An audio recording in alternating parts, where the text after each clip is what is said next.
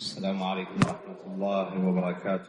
الحمد لله حمدا كثيرا طيبا مباركا فيه، والصلاة والسلام على رسول الله وعلى آله وصحبه ومن والاه. أما بعد. Nous entamons le troisième cours portant sur les règles du mariage en islam. Nous allons commencer par l'étude des piliers du mariage. فما هي أركان الزواج. Donc voyons quels sont les piliers du mariage. Quelles sont les parties composantes du mariage. Pour qu'il y ait un mariage, il faut premièrement az-zawjayn. Il faut premièrement az-zawjan. Il faut un homme et une femme, l'époux et l'épouse. Et il faut également al-ijab ou al-qaboul, la demande et l'acceptation. Ou bien le wali marie sa fille ou celle dont il a la responsabilité et l'homme accepte. Ou encore l'homme, le prétendant, demande la main au responsable de la femme et ce dernier la lui marie. Donc il faut az-zawjan, il faut l'époux, il faut l'épouse, il faut la demande et l'acceptation. Il faut que le père ou le wali, le responsable de la femme, prononce une phrase explicite. Prononce une phrase explicite qui montre qu'il accorde cette fille précisément en mariage à cet homme précisément. Comment est-ce que se déroule le mariage? Comment est-ce que se déroule le mariage? Il faut absolument ce qu'on appelle rida at-tarafayn, l'agrément des deux parties. C'est-à-dire que l'homme soit d'accord pour épouser cette femme et que la femme soit d'accord pour être épousée par tel homme. Car en islam, on ne peut contraindre un homme à épouser une femme contre son gré. Tout comme on ne peut contraindre une femme à être épousée par un homme contre son gré. Dans le cas étant, le mariage ne serait pas valable. Dans le cas étant, le mariage ne serait pas valable.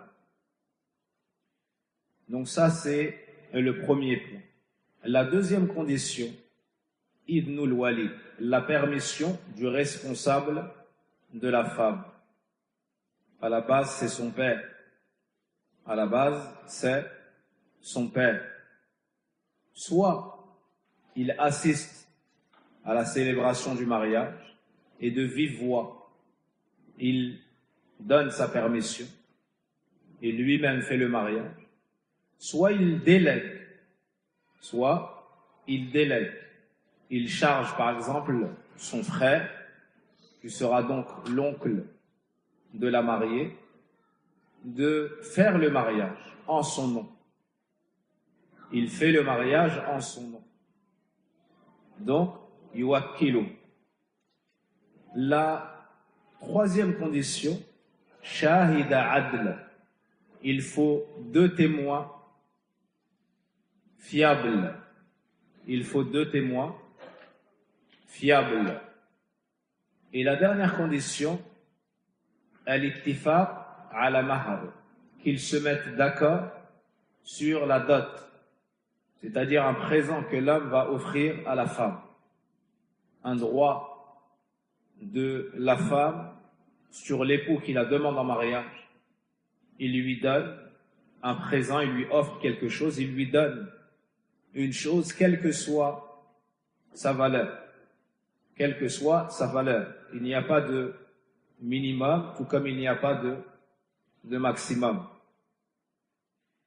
Et ça peut être une chose palpable, ça peut être de l'argent, des bijoux, mais ça peut être également une chose, ça peut être un voyage, ça peut aussi être un voyage, ça peut être par exemple une umrah, ça peut être un pèlerinage, ça peut être un voyage touristique, ou autre, toute chose ayant une valeur, toute chose ayant une valeur, aussi minime soit-elle,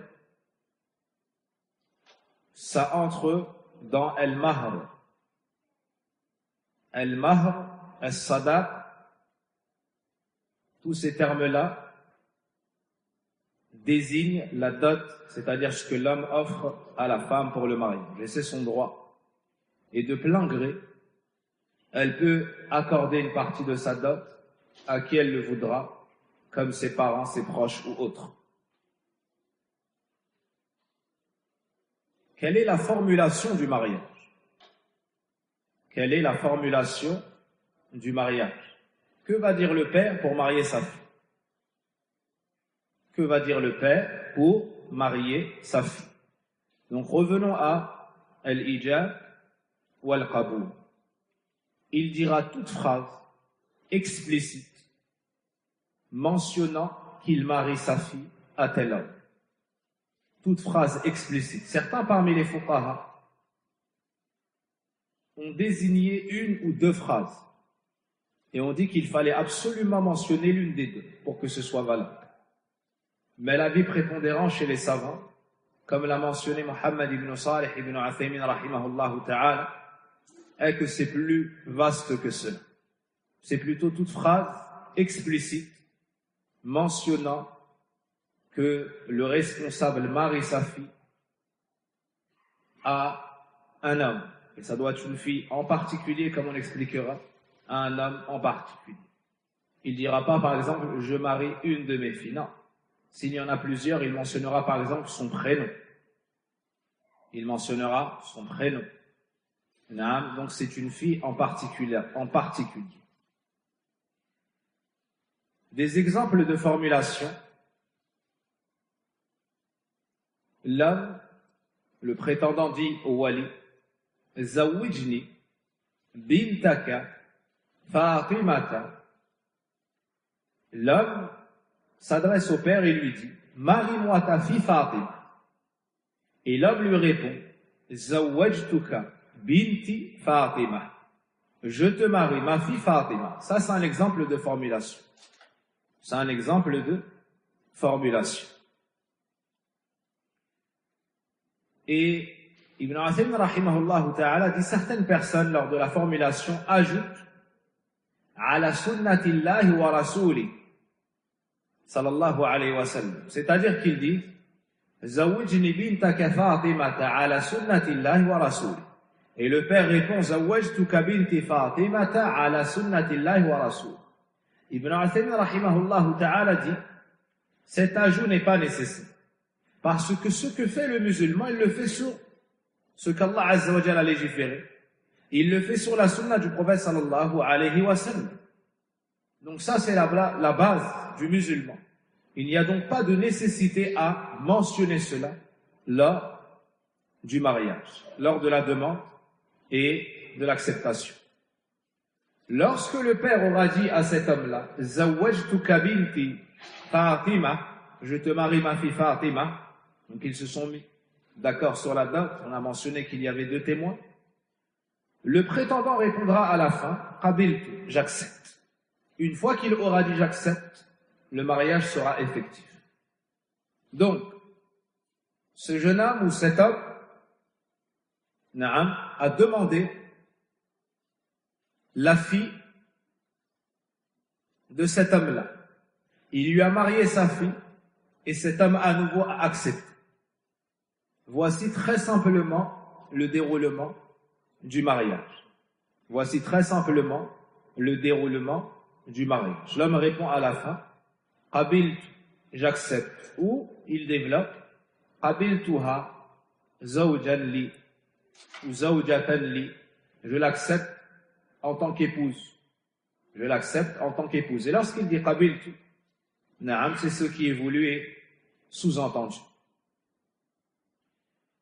La sunna, lors du mariage, est de mentionner khutbatul haja, c'est-à-dire Alhamdulillah, nahmaduhu wa nasta'inuhu wa nastaghfiruh, wa na'udhu billahi min shururi anfusina wa min sayyiati a'malina, من يهده الله فلا مضل له ومن يضلل فلا هادي له وأشهد أن لا إله إلا الله وحده لا شريك له وأشهد أن محمدا عبده ورسوله يا أيها الذين آمنوا اتقوا الله حق تقاته ولا تموتن إلا وأنتم مسلمون يا أيها الناس اتقوا ربكم الذي خلقكم من نفس واحدة وخلق منها زوجها وبث منهما رجالا كثيرا ونساء واتقوا الله الذي تساءلون به والأرحام إن الله كان عليكم رقيبا يا أيها الذين آمنوا اتقوا الله وقولوا قولا سديدا يصلح لكم أعمالكم ويغفر لكم ذنوبكم ومن يطع الله ورسوله فقد فاز فوزا عظيما. Ça, c'est ce qu'on appelle khutbatul haja, la sunna lors du mariage, et de mentionner ce. Il reconnaît que toutes les louanges reviennent de droit à Allah. Il le loue. Il recherche l'aide auprès de lui et cherche protection contre le méfait de ses actions et de son âme jusqu'à la fin, et vous lirez, Inch'Allah, la traduction. Dans les affaires importantes, le prophète alayhi salatu wassalam mentionnait ça. Et parmi les plus grandes affaires qui touchent l'homme et la femme et leurs proches, il y a al-nikah, il y a le mariage. Une autre sunna lors du mariage, dhikrul mahar, la mention de la dot. Le fait de faire savoir aux gens présents quelle dot a donné tel homme ou donnera tel homme pour épouser telle femme. La sunna lors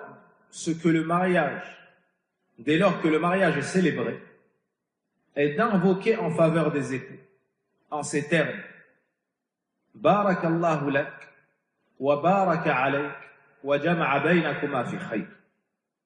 La sunna, lorsque le mariage a été célébré, c'est de s'adresser à l'époux et de lui dire Barakallahu lak wa baraka alayk wa jama'a baynakuma khayr bi khayr.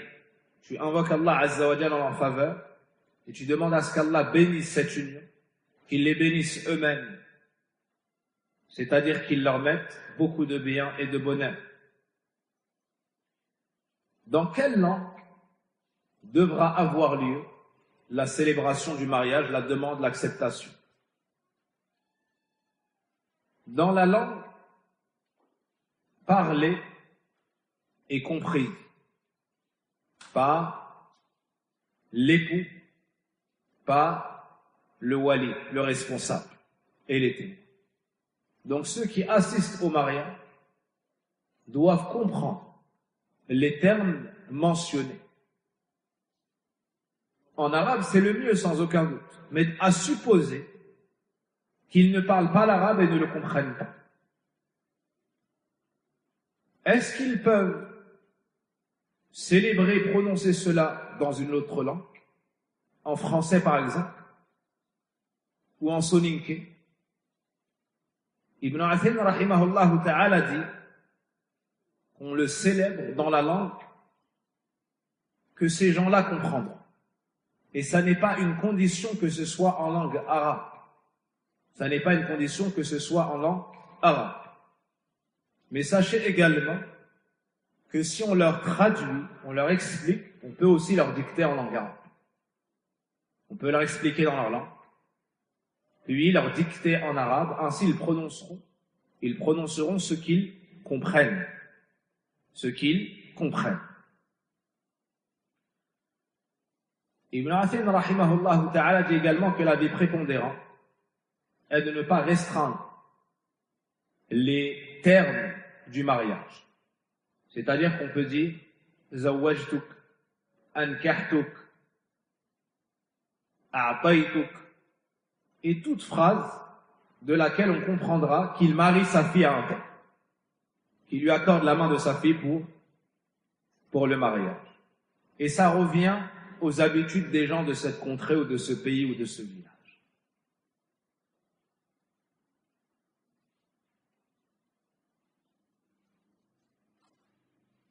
Et ça, c'est une règle pour le mariage, mais également pour les autres contrats.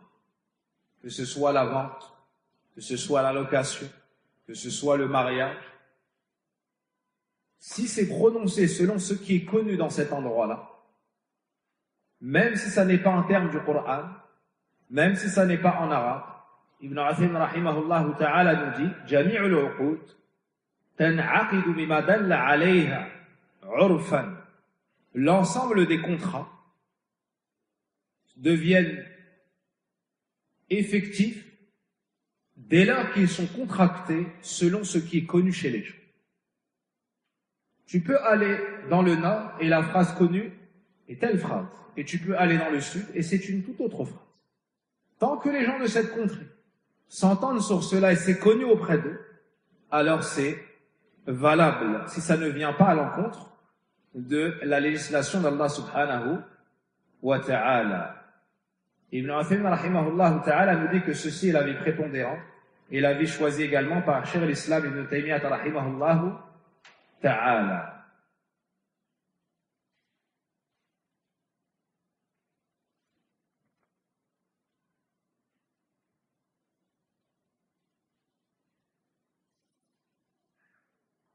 Si le père dit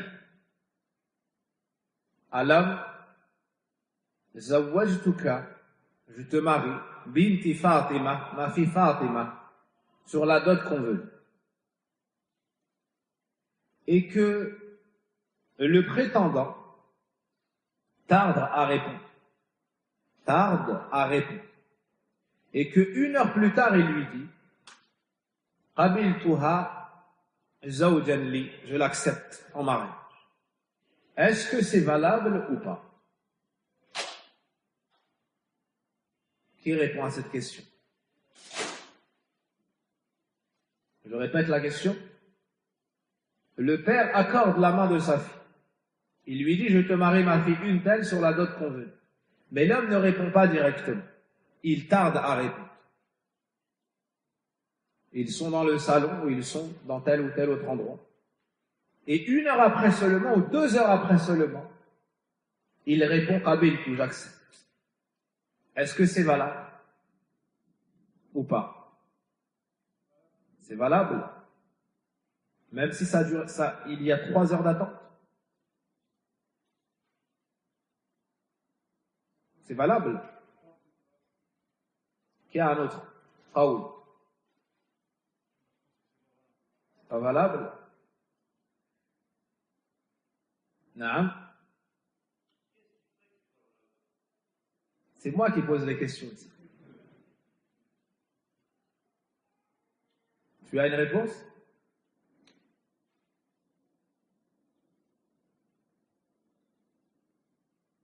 Non. C'est pas valable? D'accord. Je vous pose une autre question, ensuite on revient à la première.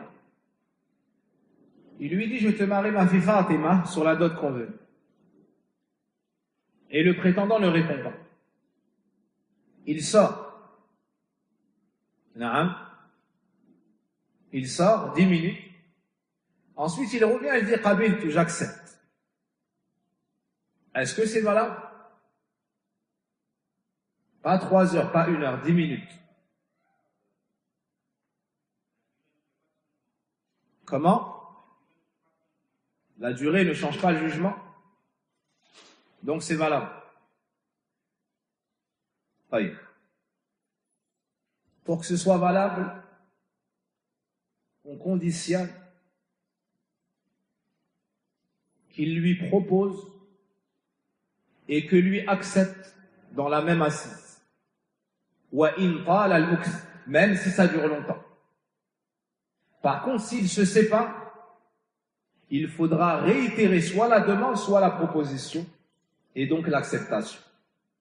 Donc c'est pas en regardant le nombre d'heures ou de minutes, mais c'est est-ce qu'il y a eu la demande et l'acceptation dans la même assise, sans séparation ou non? Est-ce que c'est compris?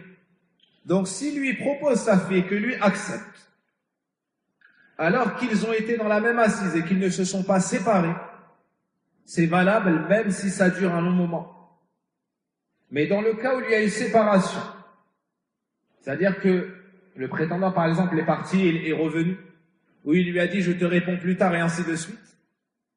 Là, il faudra refaire la demande et l'acceptation, et la proposition et l'acceptation. Je répète, Ibn Uthaymin rahimahullah ta'ala nous dit,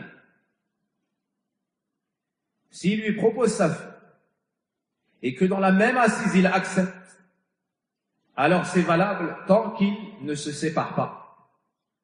Tant qu'il ne se sépare pas. Deuxième condition, et tant qu'ils n'ont pas été distraits de cela, c'est-à-dire ils ne sont pas passés à autre chose. Imaginez qu'il parle de mariage, il lui propose sa fille, lui ne répond pas. Et entre-temps, il change de sujet et il parle d'autre chose jusqu'à délaisser ce sujet. Au bout d'une heure, alors qu'ils ont passé en revue 2-3 sujets, lui subitement dit, soudainement dit, « Qabil, j'accepte ». Là, on ne sait même plus de quoi il s'agit. Là, ça ne sera pas vrai. Ça ne sera pas vrai. Donc, il faut qu'ils soient dans la même assise, qu'ils ne se soient pas séparés et que le sujet n'ait pas été interrompu au point d'en avoir été distrait.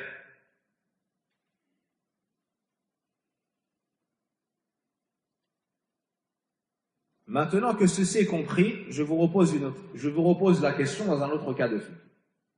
À la prière du Dhahr, il lui dit, je te marie ma fille une telle sur la dot qu'on veut.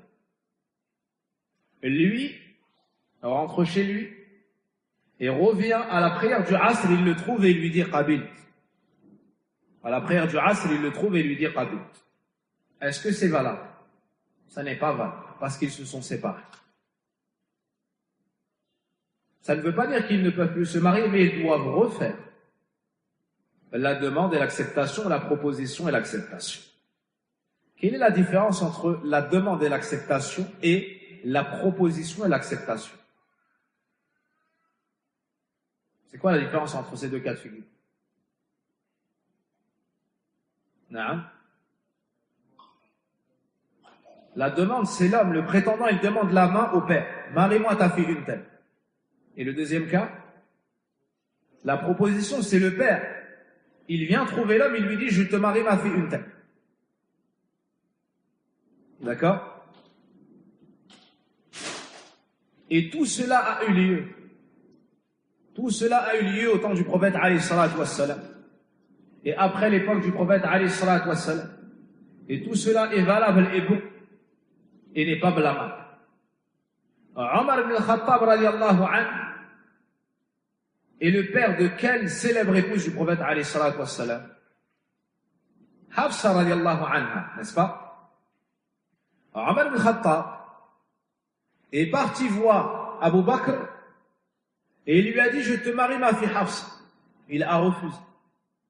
Ou ne lui a pas répondu. Puis il est parti voir Uthman. Et tous deux se sont abstenus de parler parce que le prophète alayhi salatu wassalam l'avait mentionné.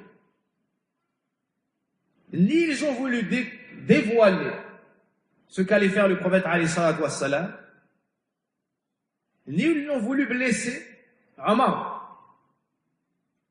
Plus tard, le prophète alayhi salatu wassalam a demandé ça.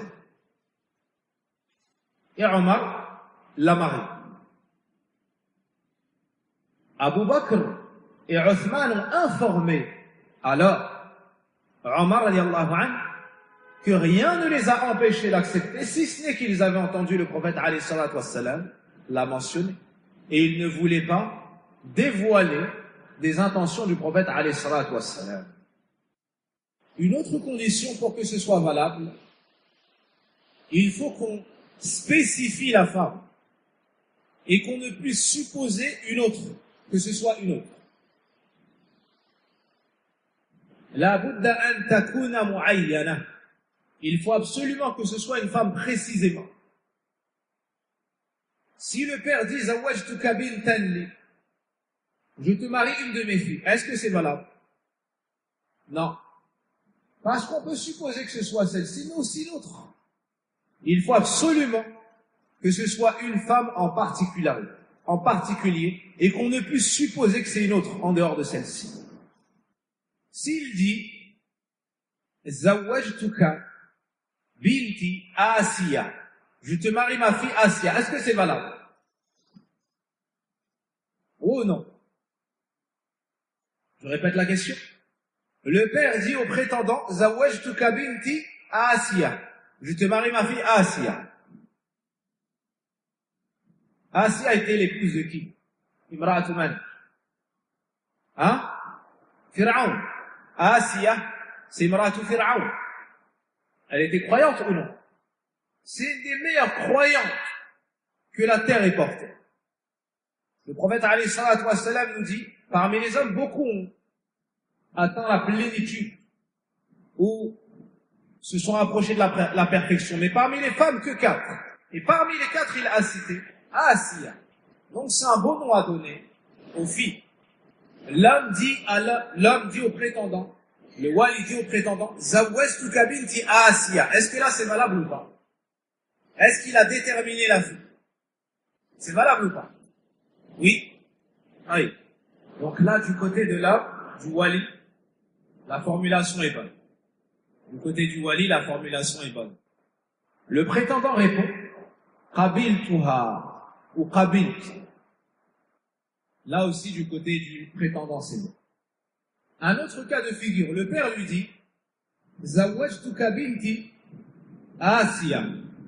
Et le prétendant dit, Qabiltu bintaka Ruqayya.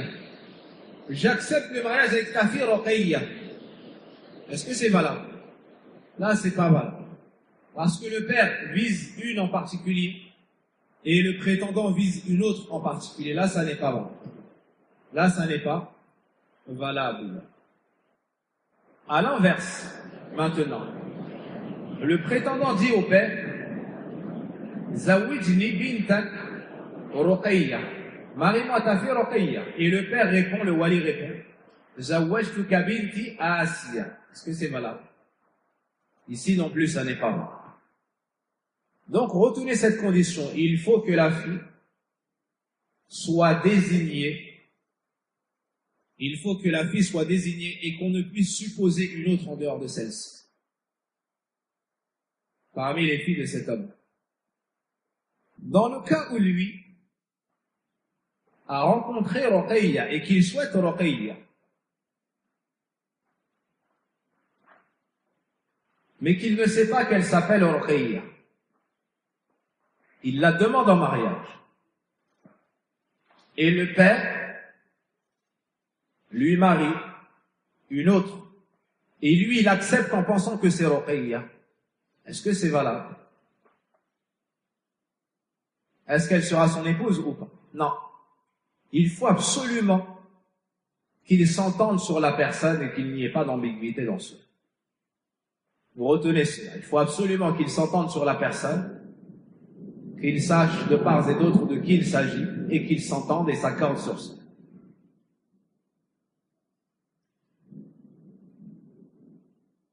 Une autre question difficile. L'homme lui dit, Zawijni bintak Aïcha. Marie-moi ta fille Aïcha. Et le père répond, Zawajtuka binti Aïcha. Et lui dit, Qabilt. Est-ce que c'est valable? Est-ce que la femme a été spécifiée? Il n'y a aucune ambiguïté et c'est valable. Ou ça n'est pas valable? Qui répond? Non. C'est valable? T'es sûr à 100%? Comment? Est-ce que je peux répéter? T'as déjà répondu, pourquoi tu veux que je répète? La parole, quand elle sort de la bouche, elle n'est plus en possession de son maître.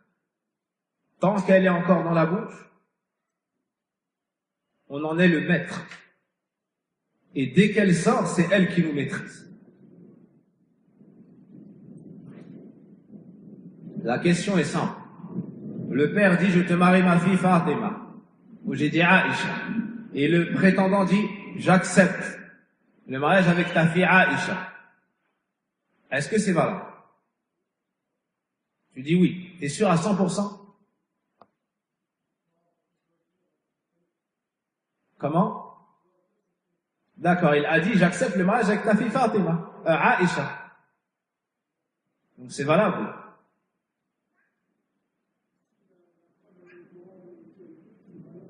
Toutes les conditions. Là, on est juste dans la demande et l'acceptation. Est-ce que ça c'est valable?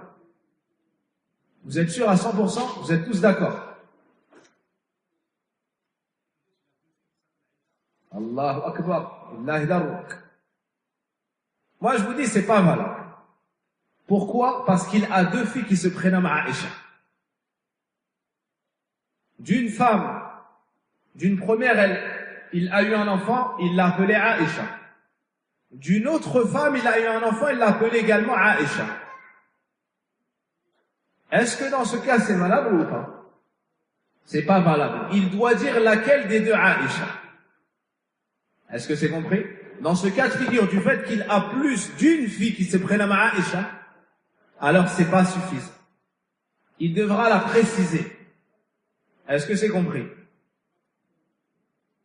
Le but étant de spécifier une personne et qu'on ne puisse supposer une autre. S'il y en a une qui a 25 ans et une autre qui a 20 ans, il devra dire son âge. Naam.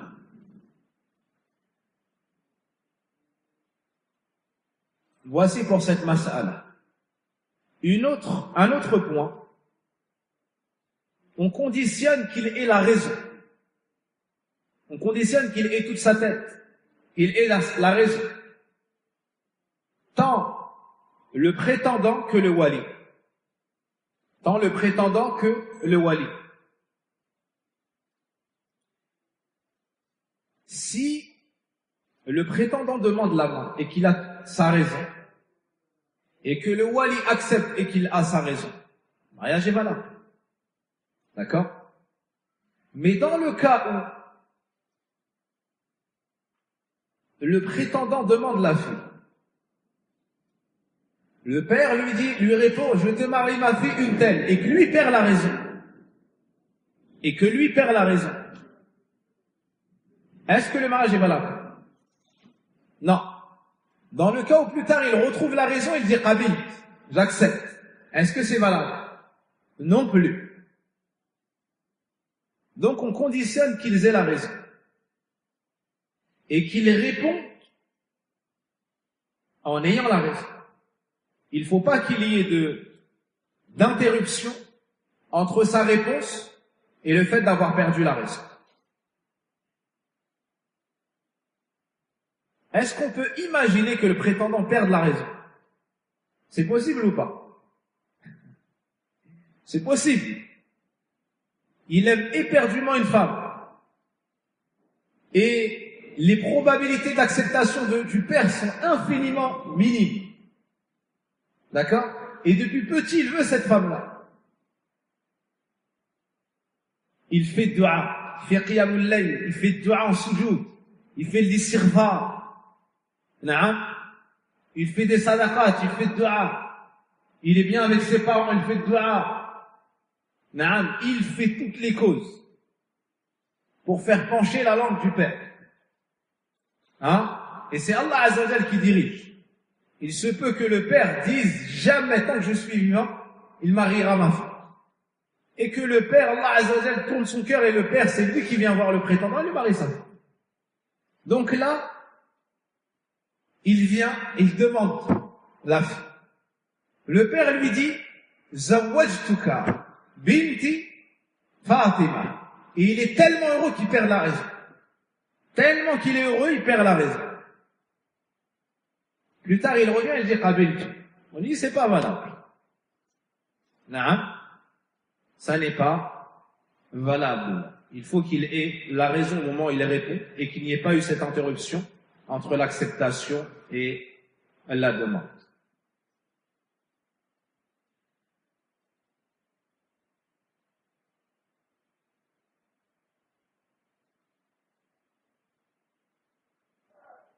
Une autre question dans le cas où le wali est muet. Le prétendant est muet. Comment se fera la demande et l'acceptation? Est-ce que c'est un cas de figure possible ou non? Tout à fait possible. Tout à fait possible. Non?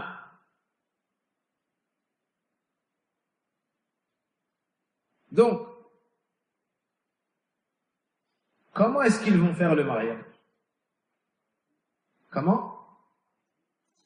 Par écrit? Par exemple, par écrit. Ou avec l'ishara, avec des signes. Par exemple, il acceptera en faisant un geste de la tête pour dire oui. Il acceptera en faisant un geste de la tête pour dire oui. Ou s'ils parlent la langue des signes entre eux. Le wali, père de la fille, le prétendant et les témoins. Si tous ces gens-là parlent la langue des signes et qu'ils communiquent ainsi, c'est valable. Communiquer ainsi, c'est valable. Donc, ça doit être avec des gestes compris. Du wali, du prétendant et des deux témoins. Ou ça peut être à l'écrit. Ou ça peut être à l'écrit. Mais il faut absolument que ces quatre personnes-là, le wali, le prétendant et les deux témoins, se comprennent. Il se peut que les deux témoins ne soient pas muets, mais qu'ils comprennent par exemple la langue des signes. Ou bien qu'ils sachent lire. Quoi qu'il en soit, il faut que les quatre se comprennent. Il faut que les quatre se comprennent.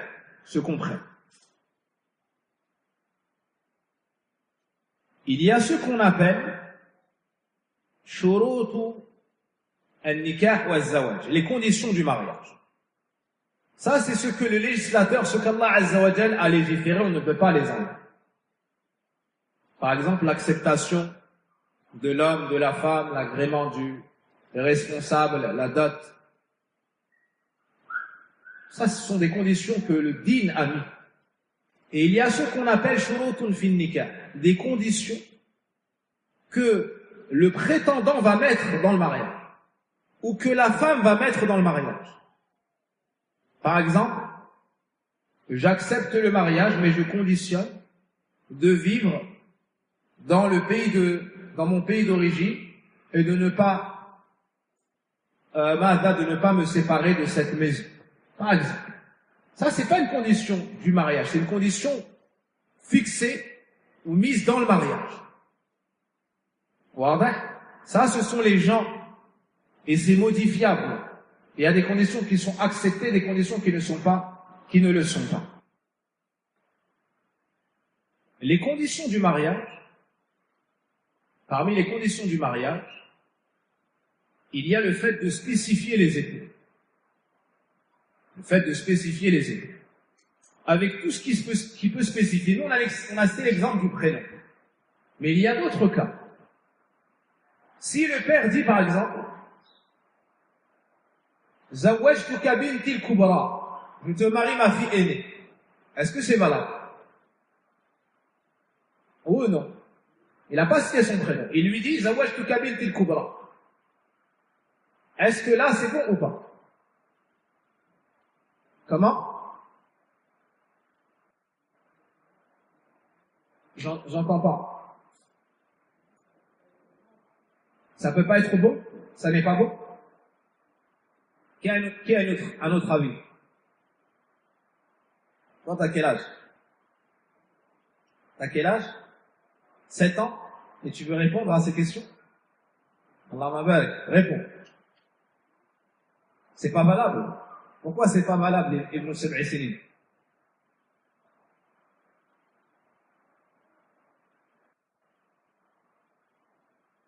Parce que,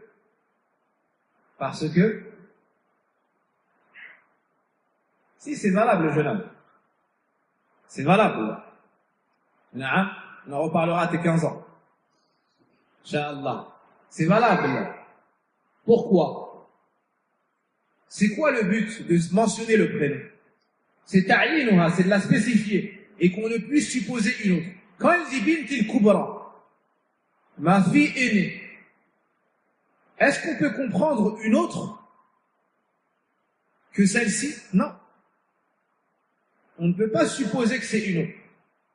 On va supposer qu'il en a 4. Et il dit Bintil Kubra, ma fille aînée. C'est forcément une des 4 la plus âgée. Est-ce que c'est compris? Donc dans ce cas-là, c'est valable. Un autre exemple, il lui dit Zawajtuka binti Soura, la plus petite. Est-ce que c'est valable?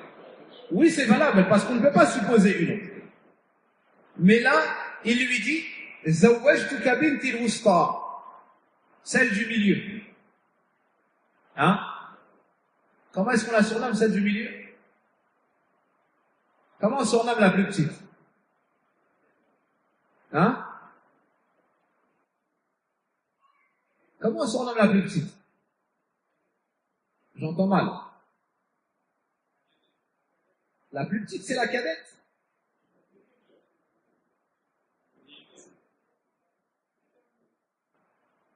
Je me souviens que j'ai eu 12 ou 14 au bac de français. Et selon mes faibles connaissances, la cadette, c'est la médiane. C'est pas la plus petite ni la plus âgée. Mais peut-être que tu as raison, tu peux réviser. Tu peux regarder, me confirmer. J'aurais pensé que la cadette, c'est par exemple la seconde. Mais je suis sujet à l'erreur, donc j'attends ta confirmation, Inch'Allah. On la surnomme Al-Mudallala, la fille gâtée. On la surnomme celle qui est gâtée. La plus petite, c'est celle qui est gâtée. Comment on surnomme la première? Et comment on surnomme la médiane? Un cheikh nous éduquait dans ce sujet-là, et il disait, il y a 3 filles, la plus grande, celle du milieu et la plus petite. Laquelle il faut choisir? Laquelle il faut choisir? Hein? Celle du milieu? Les gens opteraient plutôt vers laquelle ou pour laquelle? La plus petite. D'accord? Il a dit la plus petite, c'est la fille gâtée. Pas choisir la plus petite. Est-ce qu'on choisit la plus âgée? Il a dit non. C'est la chef. C'est la amira. C'est celle qui a l'habitude de commander. Il a dit, choisis celle du milieu, c'est le mansiya, c'est l'oublié. Celle du milieu, c'est l'oublié. La première, c'est la reine. La dernière, c'est la fille gâtée. Et celle du milieu, elle est oubliée. Celle qui sera le meilleur. Qui sera la meilleure avec son époux. Puis il arrive. Et bien évidemment, ça n'est pas une règle. Bien évidemment, ça n'est pas une règle. Il se peut que la première soit la meilleure, que la dernière soit la meilleure, celle du milieu la meilleure. Mais retenez quand même cela. Donc, dans notre exemple, il y avait combien de filles? 4. Il lui dit, je te marie, celle du milieu. Est-ce que c'est valable ou pas? El Kubra, on a dit que c'était valable. El Soura, on a dit que c'était valable. Et celle du milieu, c'est valable ou pas?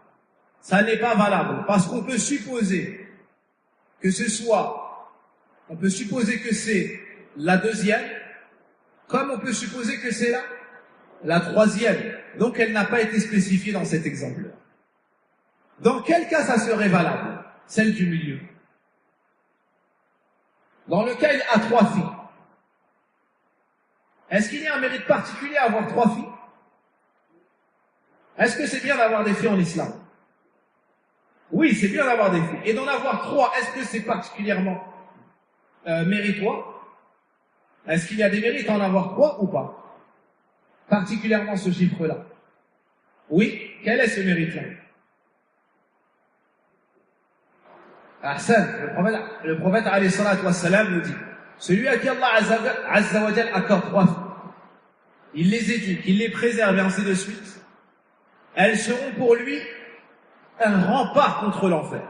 Allahu Akbar. Un rempart contre l'enfer. Alors qu'avant l'islam, d'avoir une fille, c'était bien ou pas?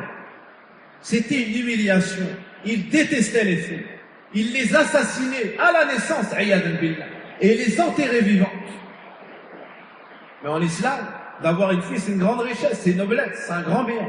Et on l'a même appelée comment cette fille? Allahu Akbar. Hiba. Qu'est-ce que veut dire hiba? Un des noms d'Allah, Al-Wahhab, le grand donateur. C'est un don d'Allah. On a appelé la fille un don d'Allah Azza wa Jalla. Alors qu'avant l'islam, c'était quoi? C'était une calamité, c'était un malheur. C'était une source de soucis, iyadan billah. C'est ainsi que l'islam a honoré cette fille. Qu'elle soit une mère, qu'elle soit une fille, qu'elle soit une tante, qu'elle soit une épouse, Allah Azza wa Jalla l'a honorée.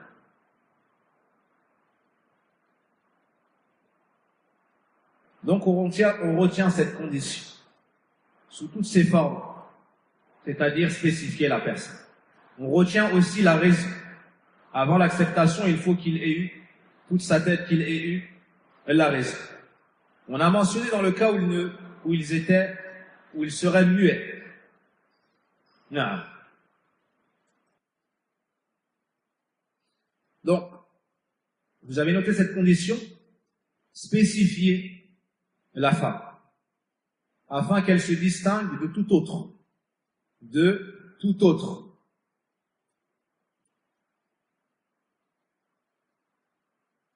Un cas de figure qu'on n'a pas mentionné. S'il dit « Zawajtuka binti fulana » et il la montre du doigt. Il lui dit « Zawajtuka hadi, binti hadi ». Il lui dit « Je te marie ma fille, celle-ci » et il la montre du doigt. Est-ce que c'est valable? Oui. Pourquoi c'est valable? Parce qu'on ne peut supposer une autre qu'elle. On ne peut supposer une autre qu'elle. Ensuite, la fille part et le prétendant part. Naam. Imaginez qu'au jour du mariage, il lui amène une autre fille. Sur place, il lui dit celle-ci. Mais le grand jour, il lui amène une autre. Est-ce que c'est valable? C'est pas valable et ça ne se passe pas, je pense. Ça n'est pas valable. Et cela, Allahu A'lam, ne se produit pas. Et dans le cas contraire, ça ne serait pas valable. S'il lui dit, Zawajtuka binti, je te marie ma fille. Je te marie ma fille, est-ce que c'est valable? Non? Qui a dit non? Non? Vous êtes tous d'accord, c'est pas valable? Toi qui poses des questions. S'il a qu'une seule fille, c'est bon. C'est bon pour qui? Celui qui veut la marier? Non. S'il en a qu'une, comme tu as dit, c'est valable. Pourquoi? Parce qu'on ne peut supposer autre qu'elle. Donc ça sera valable dans un cas. Ça sera valable s'il n'a qu'une seule fille. Il lui dit Zawajtuka binti, c'est valable. Lui, il sait de qui il parle et il ne peut y avoir d'ambiguïté car il n'en a qu'une. J'ai un deuxième exemple où c'est valable.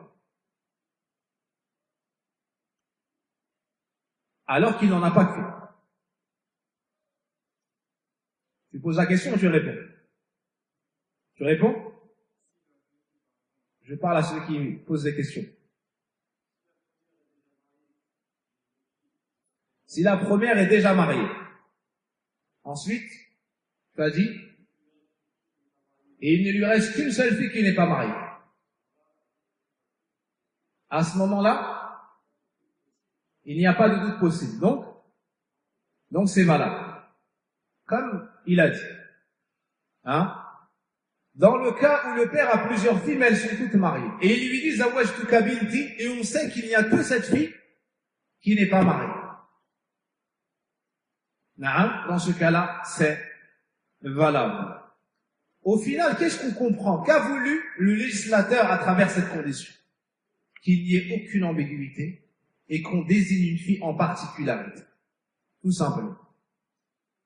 Notez la deuxième condition. Rida tarafayn, rida zawjayn, l'agrément de l'homme et de la femme. L'agrément de l'homme et de la femme. Donc on suppose que les deux ont leur raison. Le prophète sallallahu alayhi wa sallam a dit La tunkahu al-bikr hatta tusta'adhan wa la tunkahu al-ayya aw al-ayy hatta tu'mar. La tunkahu al-bikr hatta tusta'adhan wa la thayyib hatta tusta'mar. On ne marie pas la femme vierge si ce n'est en lui demandant son avis, qui est la femme vierge, celle qui n'a jamais été mariée. Al-Bikr, celle qui n'a jamais été mariée. Et on ne marie pas celle qui a déjà été mariée. Donc, suite à un divorce, elle se remarie. Suite à un décès, elle se remarie. Al-Thaïb, celle qui a déjà connu le mariage. Al-Ayy, dans le hadith. Jusqu'à avoir son approbation. Alors les compagnons ont dit, Ya Rasulallah, wa kayfa idhnuha? Comment avoir la permission de la femme bikr, qui, par définition, est très pudique et a beaucoup de gêne à mentionner ces sujets-là. Le prophète sallallahu alayhi wa sallam a dit, idhnuha sukutuha. Sa permission est son silence. Sa permission est son silence.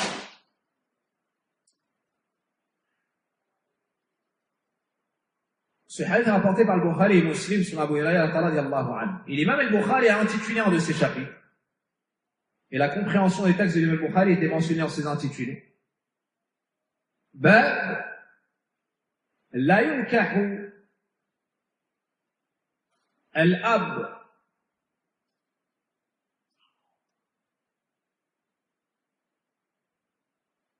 al-bikr wa la thayyib illa biridahuma. Chapitre La yunkahu al-ab wa ghayruhu al-bikra wa thayyiba illa biridahuma. Ni le père, ni autre que lui ne peut marier, ne peut contracter le mariage de la femme qui n'a jamais été mariée, ni de celle qui l'a déjà été, si ce n'est avec leur agrément. Donc ça, c'est un grand point en islam, c'est qu'on ne peut contraindre la femme au mariage, contrairement à ce qui était le cas avant l'islam.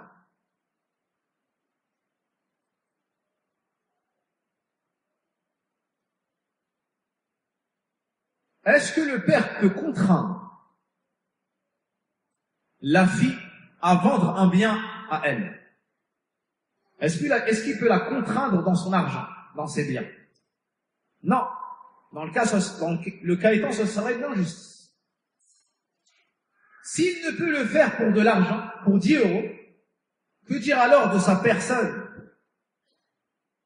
de son honneur? Sans aucun doute, ça a une importance bien plus importante et la situation est bien plus grave. Dans le cas où le père marie sa fille sans son aval, sans son agrément ou sans sa connaissance, quel est le jugement de ce mariage? On imagine une fille qui a 18 ans et le père la marie à un tel. Mais la fille n'a pas été consultée, on ne lui a pas proposé. Quel est le jugement de ce mariage? Est-ce qu'il est valable ou est-ce qu'il ne l'est pas? Est-ce qu'il est valable ou est-ce qu'il ne l'est pas? Il n'est pas valable? Vous êtes tous d'accord, il n'est pas valable? Elle a le choix. Dans ce cas-là, la décision revient à la fille. Dans ce cas-là, la décision revient à la fille. Si elle dit j'accepte, alors c'est valable. Dans le cas contraire, ça n'est pas valable. Donc c'est la fille ici qui va faire en sorte que le mariage soit valable ou caduque. Et à l'époque du prophète sallallahu alayhi wa sallam, un homme a marié sa fille sans son consentement. Elle est partie se plaindre à Aïcha radiallahu anha ou au prophète alayhi salatu wa sallam. فَخَيَّرَهَا النَّبِيُّ صلى الله عليه وسلم. Le prophète alayhi sallam lui a donné le choix. Et lui a dit, si tu veux, tu l'acceptes en tant qu'époux. Et si tu veux, ça sera caduque. Elle a dit, bel aqbal. Elle a dit, non, j'accepte. Mais j'ai voulu faire entendre aux femmes qu'elles avaient le choix. J'ai voulu faire savoir aux femmes qu'elles avaient le choix dans cette religion. Donc ça, c'est la seconde condition. Est-ce qu'on peut contraindre un homme? Est-ce qu'on peut? Ma question est-ce que ce cas de figure est possible? C'est-à-dire contraindre un homme au mariage. Il se marie avec une femme, mais il ne le souhaite pas, contre son gré. C'est possible ou pas? Ça existe ou pas?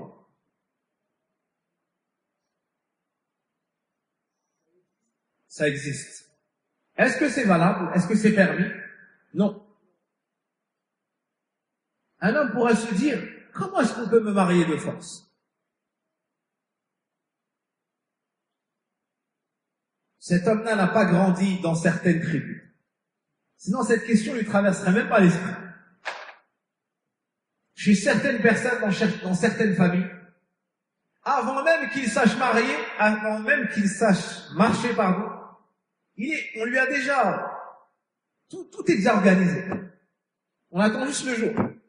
Hein? Lorsqu'un tel est né et qu'on a su que c'était un garçon, on a dit qu'un tel, on allait marier à une telle. Naam. Subhanallah. Est-ce que c'est interdit pour les parents d'avoir telle ambition, d'avoir des souhaits, des envies? C'est pas interdit. Mais on doit avoir l'approbation de l'homme, on doit avoir l'approbation de la femme. Dans beaucoup de familles, lorsqu'un tel naît, on dit c'est pour une telle. Et personne ne peut la demander en mariage. Non. C'est une évidence que lorsqu'ils vont grandir, ils vont se marier. S'ils sont d'accord, dans le cas contraire, on n'a pas le droit de les contraindre. Et dans certaines familles, malheureusement, il y a une pression psychologique qui est observée sur la personne, et on lui dit, soit tu épouses une telle, sa cousine en général, ou l'ami de la fille de l'ami de la famille, soit tu ne te marieras avec aucune autre fille. Est-ce que là, c'est un choix qu'on lui donne? Ça, c'est pas un choix. Là, il est contraint. Ou la mère lui dit, je ne te parlerai plus jamais. Ou le père lui dit, tu sors de la maison et tu nous parles plus jamais, tu nous oublies. Tous ces genres de phrases. Ceci, premièrement, est interdit. Ceci est interdit. D'accord. Dans le cas où la femme refuse, la fille refuse le mariage, on lui propose un tel, il est bien, il a une bonne situation, il est plus, il a un bon comportement, et il refuse. Est-ce qu'on a le droit dans ce cas-là de la contraindre? Non. 2 ans plus tard, la même chose se reproduit. Et toutes les années, des prétendants qui sont bien, et elle refuse. Est-ce qu'on peut la contraindre au final? Non, on ne peut pas la contraindre. Mais il faudra la conseiller, parce que visiblement, elle ne sait pas où est son bien.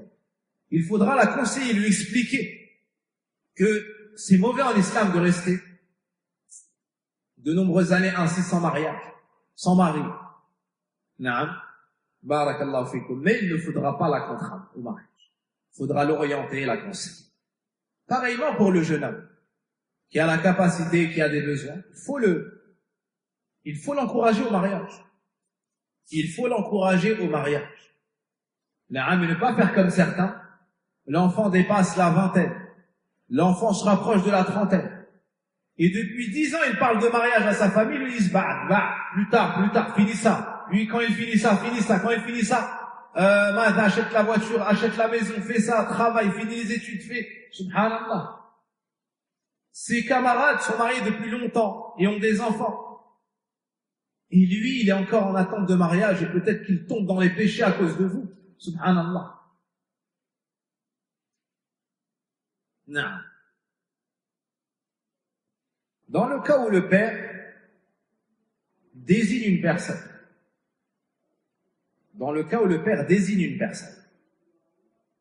et que cette personne décide de marier la fille à un tel, est-ce que c'est valable ou pas? Dans le cas où le père désigne une personne, est-ce que c'est valable ou pas?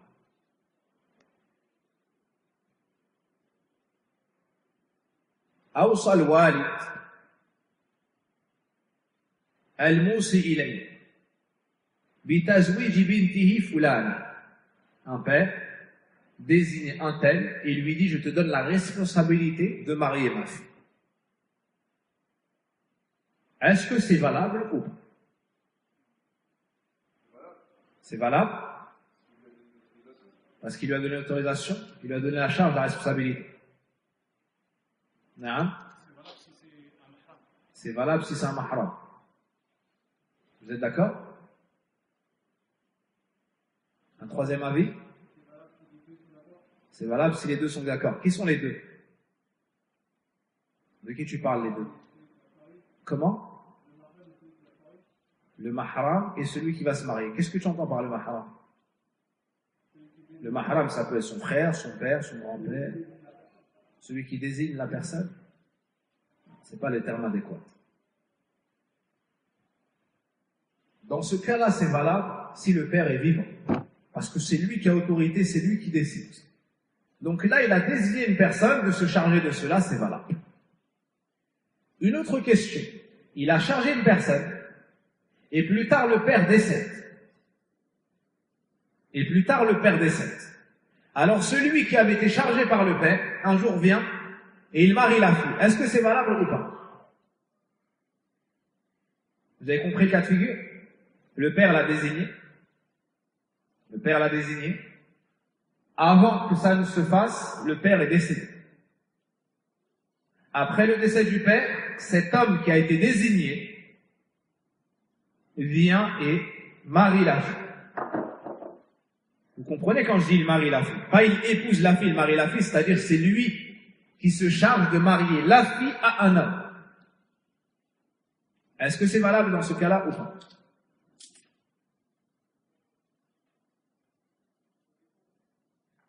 Comme tu es sur un sans faute pour le moment, permets-moi d'interroger autre que toi de peur que tu te trompes. Tu me permets? Ou bien tu es sûr d'avoir la réponse? On n'est jamais sûr de rien? Ça, c'est une erreur. Fallait pas continuer. Je t'ai aidé pourtant. On n'est jamais sûr de rien? Afillahi shakkun fatiri samawati wal ard. Allah dans Surat Ibrahim nous dit, y a-t-il un doute sur Allah, le créateur des cieux et de la terre? On est sûr dans ce cas-là ou pas? On est sûr de l'existence d'Allah, on est sûr qu'Allah est le seul à mériter l'adoration, on est sûr que l'islam est vérité, on est sûr que le paradis est vérité, que l'enfer est vérité, que... On dit, cette phrase-là est pas bonne, on n'est jamais sûr de... Non. Donc, qui a la réponse? Qui avait levé la main pour répondre? Vous vous souvenez de la réponse, de la question? Il a délégué, on va dire plutôt, il a chargé une personne de marier sa fille. Entre-temps, le père est décédé. Entre-temps, le père est décédé. Plus tard, il vient et il marie sa fille. Est-ce que c'est valable ou pas?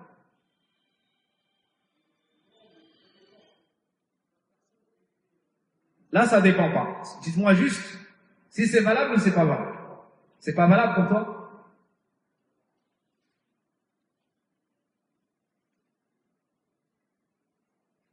Quelle réponse? C'est valable? Tranche. Lourde responsabilité. Excellente réponse. Lourde responsabilité. Non. Chez Sahaba, tu posais la question. L'un d'entre eux te renvoyait à son frère et lui disait, demande-lui, il est plus savant. Demande à lui. L'homme venait, il posait la question à l'autre. Il l'envoyait un troisième, puis un quatrième. Et au final, il revenait au premier, subhanallah. Tous se renvoyaient là-bas. Parce qu'ils savaient que de répondre à une question en islam, c'est comme informer de la part d'Allah. C'est-à-dire, Yom al-Qiyamah, tu viens, tu prends la responsabilité chez Allah, que tu as transmis de la part d'Allah, que ça c'est halal, que ça c'est haram, que ça c'est bon, que ça c'est pas bon.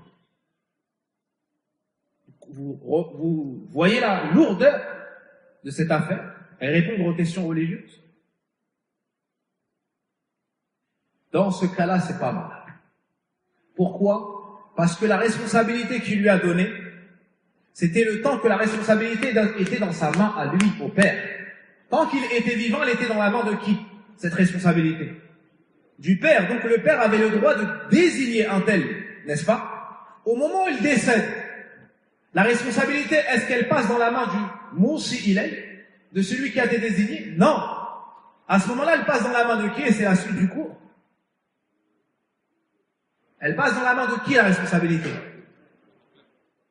Qui répond? Elle passe dans la main de qui? Il y a un ordre très précis en islam. Le am, l'oncle, le frère du père? Non. Le grand-père paternel. Le grand-père paternel. Vous êtes d'accord? T'es pas d'accord? Qu'est-ce que tu y réponds, toi? Toi, tu penses que c'est le grand frère?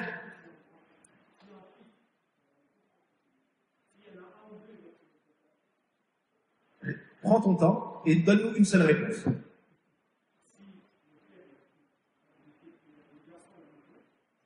Le père est mort. On ne parle plus du père. Qui, à ce moment-là, a la responsabilité de marier la femme? Qui est plus en droit de la marier? C'est les frères? Non. Poursuivons le cours. Retenez juste que s'il délègue une personne, à partir du moment où elle décède, cela tombe. Parce que la responsabilité n'est plus dans sa main, elle n'a donc plus le pouvoir de désigner. Mais ça va revenir, comme Allah l'a légiféré, au maharim, dans un ordre défini en islam. Dans un ordre défini en islam. Savez-vous ce qui se passait dans la jahiliya? Savez-vous comment est-ce que ça se passait dans la jahiliya? Lorsque l'époux, par exemple, décédait et qu'il laissait la femme veuve, savez-vous ce qui se passait? On héritait de cette femme-là. Ou bien le cousin prenait cette femme-là, elle devenait sa propriété. Mais l'islam a interdit tout cela. On a donné une période de viduité de 4 mois et 10 jours à la femme. Et après cela, elle peut se marier et on sera dans l'obligation d'avoir son agrément pour la marier. Pour la marier. Et dans le Coran, dans Surat An-Nisa, Ya ayyuhalladhina amanu, la yahillu lakum an tarithu an-nisaa karha. Ô vous qui avez cru, il ne vous est pas permis d'hériter des femmes contre leur gré. Et dans l'explication de Sahih al-Bukhari, dans la jahiliya, lorsqu'un époux décédait, son cousin, le fils de son oncle paternel, prenait cette femme, même contre son gré. Même contre son gré. Par contre, dans le cas, comme il est coutume chez nous, lorsqu'il y a le décès de l'époux, après la idda, le frère de l'époux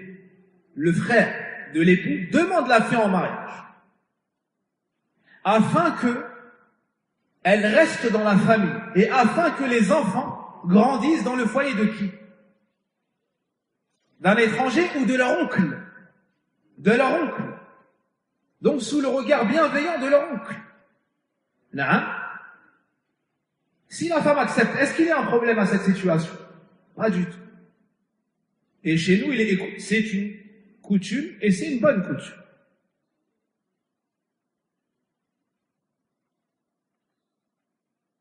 Ibn Uthaymin pose une question, il dit dans le cas où on demande la femme qui n'a jamais été mariée, et elle rit lorsqu'on lui demande, et elle met sa tête dans ses mains et elle rit. Lui, son père l'a mariée, est-ce que c'est valable ou non?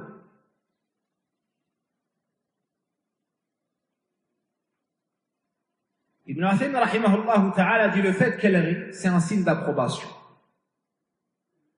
C'est un signe qu'elle accepte, qu'elle se réjouit de la demande. Mais ça, c'est peut-être un niveau de pudeur qui peut être étranger à ceux qui n'ont pas goûté le délice de la foi. Comment est-ce qu'une femme pourrait avoir de la pudeur et ne pas s'exprimer dans des affaires aussi importantes? Non. Ces femmes-là qui ne côtoyaient aucunement les hommes et qui peut-être ne s'étaient jamais retrouvées dans une salle avec des hommes, il leur arrive ce genre de grande gêne. Certaines même trébuchent en entrant dans la demeure de leur époux.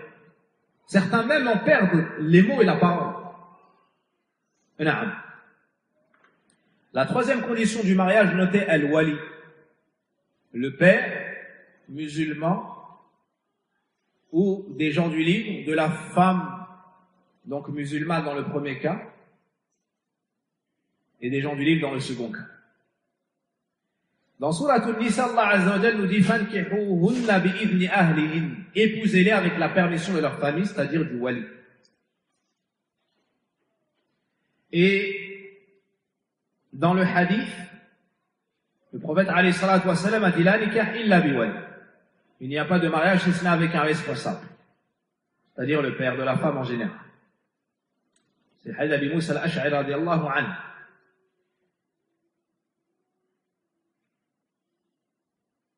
Hadith rapporté par Ahmad rahimahullah, Abu Dawud rahimahullah, Ibn Majah rahimahullah ta'ala. Ibn Majah a intitulé un de ses chapitres Bab la nikaha illa biwali. Chapitre, il n'y a pas de mariage si ce n'est avec le responsable de la femme. Donc la preuve dans le Coran, comme on l'a mentionné, dans la Sunna, comme on l'a mentionné. Également dans le Coran, on a le verset wa ankihul ayama minkum. Et mariez l'ayama parmi vous. C'est-à-dire zawijuhun, mariez-les. Donc il faut absolument un wali, le père de la femme en général. Il y a également le verset fala ta'dhuluhunna an yankihna azwajahunna. Et ne les empêchez pas de se marier. Ibn Uthaymin rahimahullah ta'ala dit ce verset est une preuve de l'obligation du wali. Pourquoi? Parce que s'il n'avait pas le pouvoir de l'empêcher, il n'y aurait pas eu de sagesse à mentionner cela. C'est la preuve que le wali a une parole. C'est la preuve que la parole du wali pèse. La ta'duluhunna et la tamna'uhunna. Et la sagesse de cela est qu'il va l'orienter, est qu'il va la préserver, est qu'il va assurer il va s'assurer que le prétendant est bien, de bonne religion, de bon comportement. Car la femme peut succomber à ses sentiments, à ses penchants, en omettant d'accorder la plus haute importance à certains points, pourtant essentiels. À ce moment-là, le père va faire son travail. La femme, il se peut qu'elle ait une vision qui soit proche. Or, le père ici va avoir une vision très lointaine, il va regarder loin. Il va regarder le bien pour sa fille. Aussi, la femme peut être facilement trompée. Un homme pervers se présente et se fait passer pour un homme pieux, pour un homme sage, pour un homme riche, pour un homme qui est le patron de telle entreprise, et ainsi de suite. Non. Imaginez un homme qui arrive avec le plus beau camis et qui arrive avec la dernière Audi. Non. Mais en vrai, c'est une location. Hein? En vrai, c'est une location. Et il vient avec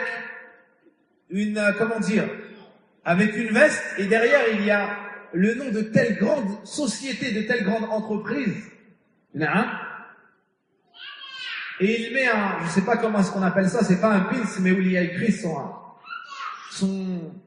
poste dans le travail, sa carte. D'accord? Et il a pris la carte de un tel, il l'accroche. Et allez, c'est un acteur. C'est un usurpateur d'identité. Et il se présente, je suis le patron de telle entreprise et kada. Et il dit peut-être même je connais le Coran et je connais un tel. Beaucoup disent je connais l'imam un tel. Qui connaissent l'imam un tel ou qui connaissent pas l'imam un tel. En quoi il est bon pour ta fille? C'est ça qu'il faut regarder, sa piété, son comportement. Qu'ils connaissent un tel ou pas, ça va pas rendre ta fille heureuse. Subhanallah. Certains se font tromper, masakin, je connais un tel. Naam. Par exemple, je connais Sudaïs. Tout le monde connaît Sudaïs, subhanallah. C'est l'imam du haram, al-Makki. Hein? Où il connaît le Hudayfi. On connaît tous le Hudayfi. Mais le Hudayfi, il connaît qui parmi nous?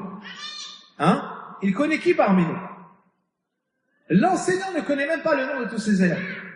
Mais c'est très facile pour tous les élèves de retenir un seul nom. Il ne faut pas se laisser tromper par cela.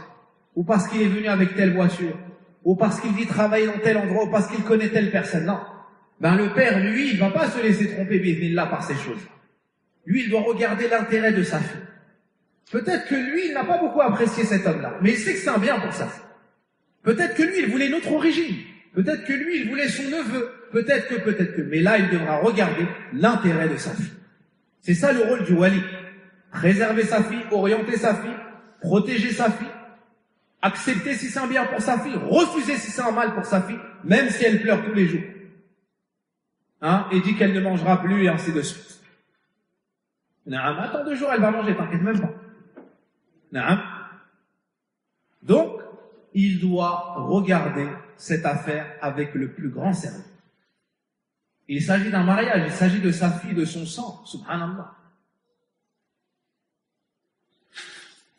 Certains savants ont conditionné que ce wali soit sur la droiture. Ibn Uthaymin dit que ça n'est pas une condition. Mais la condition est qu'il soit sur la droiture dans notre affaire ici. C'est-à-dire dans le choix de l'époux, dans l'acceptation de l'époux, dans la préservation de sa fille. À partir de ce moment-là, c'est acceptable. Il dit dans le cas contraire, s'il fume, on ne l'aurait pas accepté. S'il rase sa barbe, on ne l'aurait pas accepté en tant que wali. Il dit au jour d'aujourd'hui, si on met ces conditions-là, moins de 10% des femmes pourraient se marier. Non. Parce que de se raser la barbe, c'est haram, parce que de fumer, c'est haram, et ainsi de suite. Donc, il faut absolument le wali. Et la femme doit être consciente de l'importance du wali. Et elle doit consulter son père. Et si elle a trop honte, elle doit parler avec sa mère, et sa mère, elle parlera avec son père, ou ses grandes sœurs et autres. Ainsi, elle ne sera pas trompée par le prétendant. Ainsi, on pourra se renseigner, non pas à la manière des femmes contemporaines. Qu'est-ce qu'elles font? C'est plus le père, c'est plus le frère, c'est plus... Non. C'est la femme elle-même qui gère son affaire. Elle fait la femme, elle fait l'homme, elle fait le wali, elle fait le témoin, elle fait la mariée. Subhanallah. Qu'est-ce qu'elle fait? Elle rédige 20 questions. Allahu alam, où est-ce qu'elles ont pêché ces questions? Naam. Première question, kada. Deuxième question, kada. Troisième, certaines maintenant demandent même sur la nourriture. Est-ce qu'ils mangent bio? Ils mangent pas bio? Allahu akbar. Naam. Là, il y a des questions, mais Allahu akbar. Allahu akbar. J'ai honte de citer certaines questions. Naam. Un instant. Allah.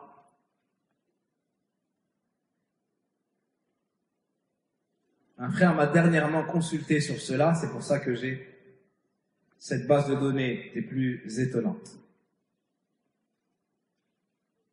Je ne l'ai pas cru, puis il m'a envoyé la preuve de ses dires.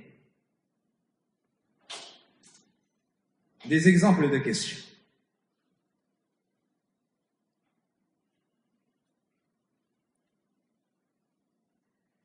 Quel est le jugement de celui qui délaisse la prière? Quelles sont les preuves de telles questions religieuses? Là, c'est un examen pour avoir son diplôme. C'est pas pour choisir un époux.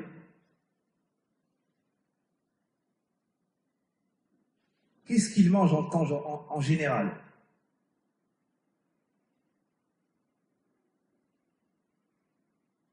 Son rapport à l'écologie. Ne rigolez pas en vous moquant. On ne se moque pas des gens.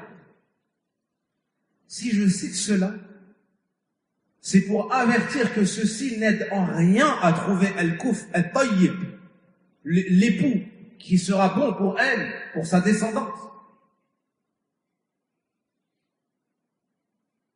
Et ce genre de questionnaire, n'importe qui peut être Omar ibn Khattab dans les réponses. N'importe qui peut être Ali radiallahu anhu. Mais ça n'est qu'après le mariage qu'elle verra la réalité. C'est faux ça, c'est faux. Elle, ce qu'elle fait, c'est faux. Lui, ce qu'il répond, c'est faux. C'est pas comme ça. Mais il vient au foyer, il s'assoit avec son père ou son frère au Canada, et ce qu'il est nécessaire de demander, c'est demander dans l'assise. Et il répond sincèrement et franchement. Au final, ils se font une idée. Puis le père vient à la mosquée, il demande où il prie. Et il pose des questions à l'imam, il pose des questions aux gens dans le masjid.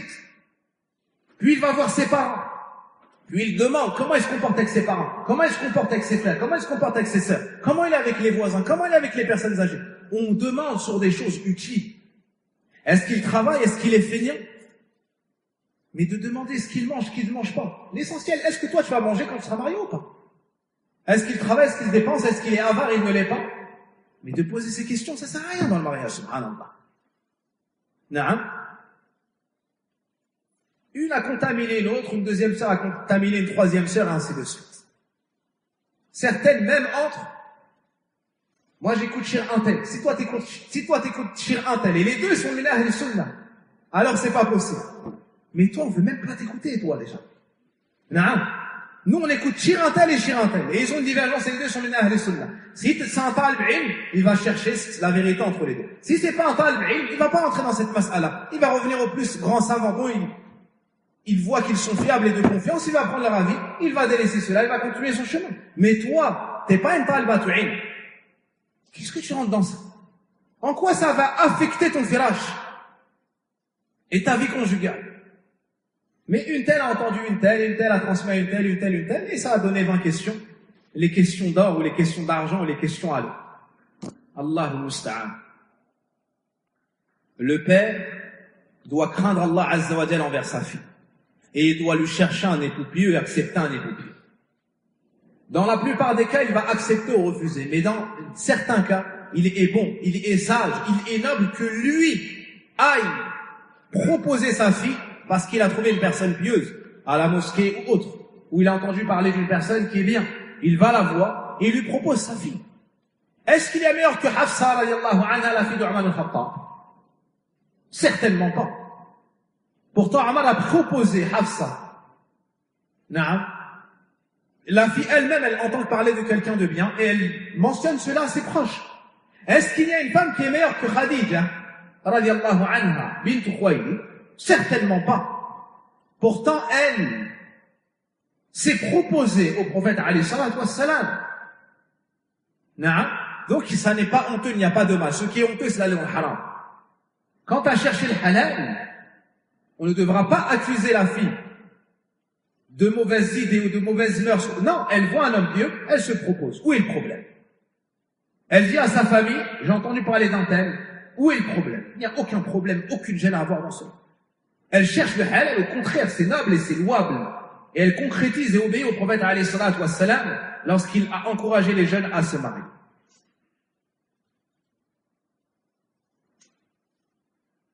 Si le wali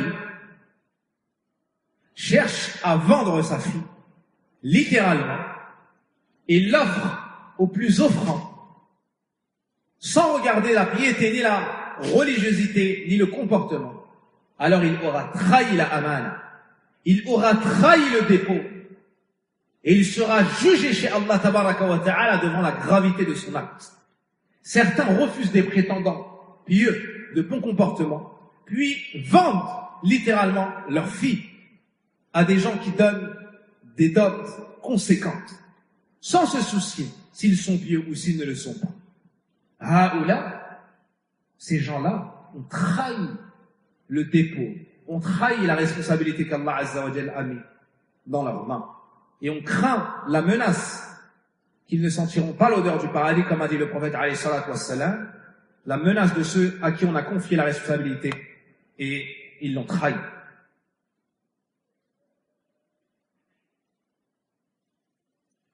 Celui également qui marie sa fille, un innovateur, c'est un kha'id, c'est un traître, il a trahi l'aman, c'est haram.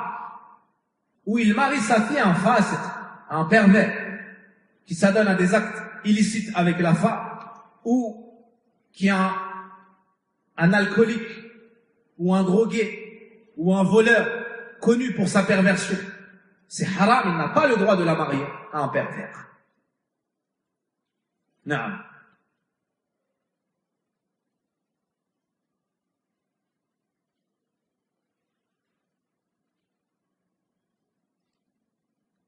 Les savants, arrivés à ce passage-là, mentionnent les conditions du wali.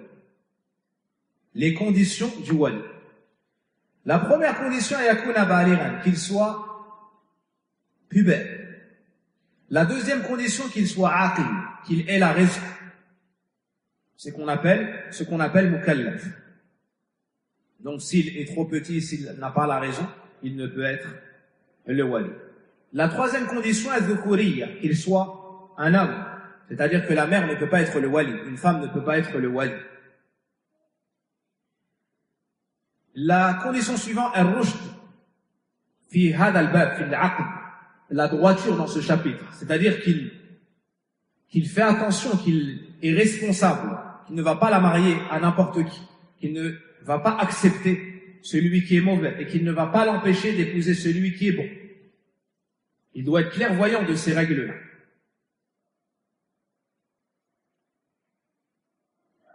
Dans le cas où le père est décédé, c'est le grand-père. C'est le grand-père.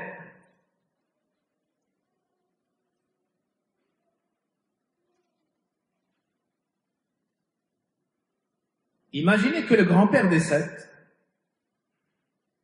et qu'elle a un frère et que ce frère-là ait 9 ans, il n'est pas pubère, qu'il ne soit pas pubère, et qu'elle ait son oncle paternel qui lui est pubère, lequel la mariera? C'est son oncle. C'est son oncle. Sachez que le wali, ça peut être que du côté du père. Par exemple, le frère de sa mère ne peut être le wali. Celui qui marie la fille pour son mariage, c'est forcément une personne parmi les proches du père, et non pas de la mère.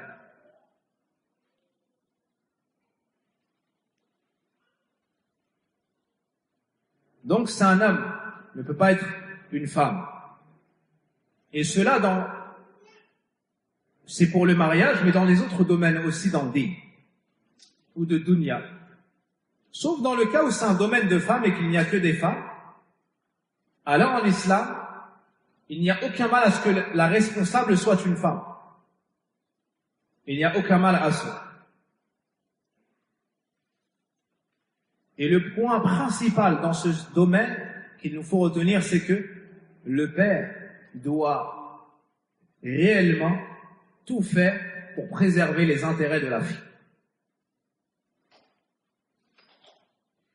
La condition suivante, c'est ittifaq ud-din, la concordance de religion.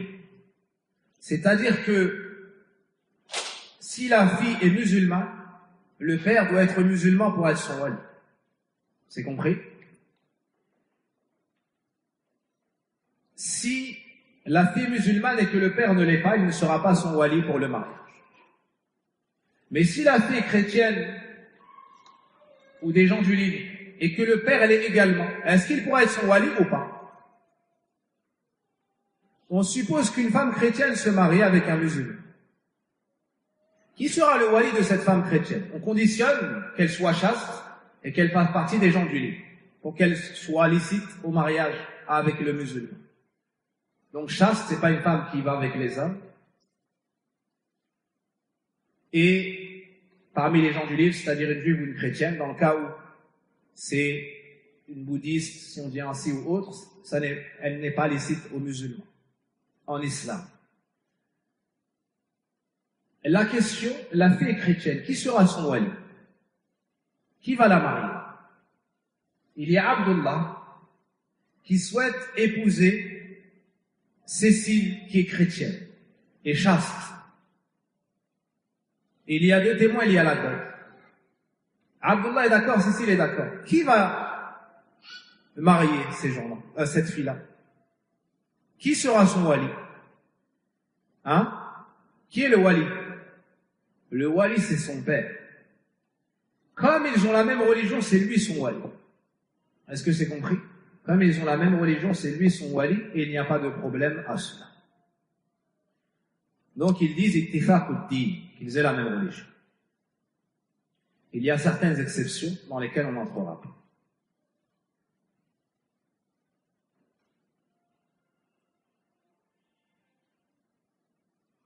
Les savants disent que le fasiq, le pervers, qui ne prête pas attention à sa fille et qui ne veille pas à ses intérêts, qui la marierait même à un alcoolique, on lui retire la responsabilité et on la fait passer à son plus proche parent, son grand-père. Par contre, s'il a des péchés, mais que dans ce domaine-là, il est digne, à ce moment-là, c'est lui qui la marie.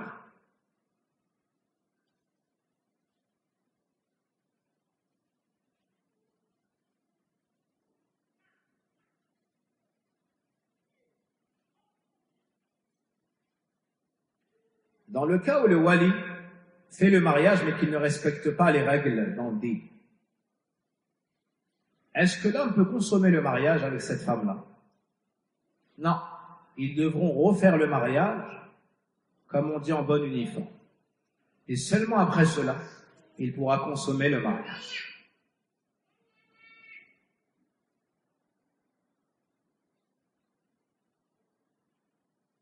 Une femme se convertit à l'islam et ses proches ne sont pas musulmans.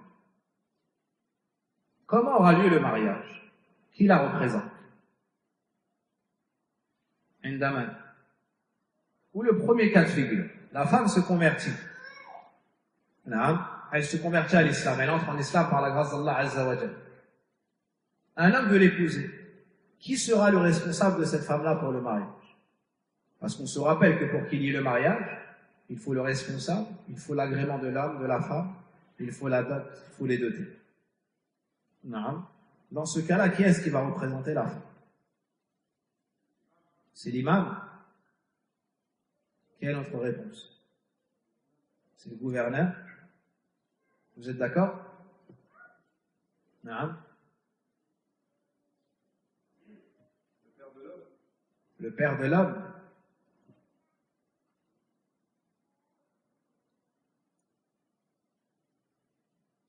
C'est pas impossible, mais c'est pas dans ce cas de figure-là.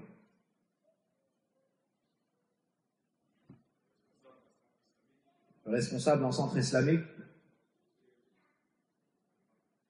D'accord. Vous êtes partis tous loin. Un juge musulman.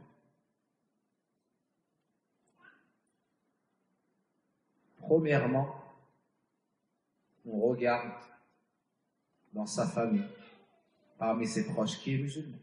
Si son frère est musulman, c'est son frère qui va là-bas. Pourquoi on va aller voir l'imam? Donc ce sont les hommes musulmans de sa famille. Ce sont les hommes musulmans de sa famille. Peut-être que son père est musulman, s'il ne l'est pas, peut-être que son fils, peut-être que son neveu, et ainsi de suite. Dans le cas où il n'y a aucun homme parmi ses maharim qui est musulman, qui la mariera? C'est le responsable des musulmans. C'est le gouverneur ou celui qui est désigné dans ce pays. Dans le cas où ça n'est pas un pays musulman, qu'il n'y a pas de responsable et qu'il n'y a pas de gouverneur musulman, à ce moment-là, Ibn Uthaymin rahimahullah ta'ala dit qu'elle revient à ceux qui ont autorité dans leur domaine dans ce pays. Comme le directeur du centre islamique, de l'école. Comme l'imam, c'est lui qui a autorité. Donc, les responsables de centres islamiques ou les imams de mosquées. Et non pas comme le font certains. Il veut épouser une femme, il prend le premier venu comme ça, ses droits à cette femme ne sont pas préservés, comme ça elle est esselée. Vu qu'elle est ignorante, elle ne connaît pas, il se dépêche de contracter un mariage faussé. Et ensuite, il se dépêche de consommer le mariage. Et le jour où il veut se débarrasser de cette femme-là, il n'y a ni témoin. Et lorsqu'on cherche le wali, c'est un ami à lui. La femme doit se valoriser, elle ne doit pas accepter cela. Et l'homme doit craindre Allah Azza wa Jalla et savoir qu'il trompe cette femme-là et abuse de son ignorance et de son insouciance par moment. Mais il aura à répondre de ses actions chez Allah subhanahu wa ta'ala. Car certes, si elle n'a pas de famille, mais elle a son Seigneur, Allah tabaraka wa ta'ala, qui est l'Ali al-Kabir.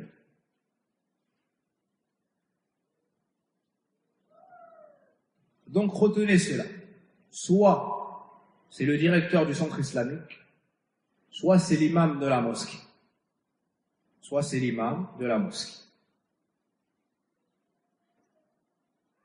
Et l'imam de la mosquée ne devra pas pencher vers ses passions, ni de l'homme ni de la femme. Il devra être juste.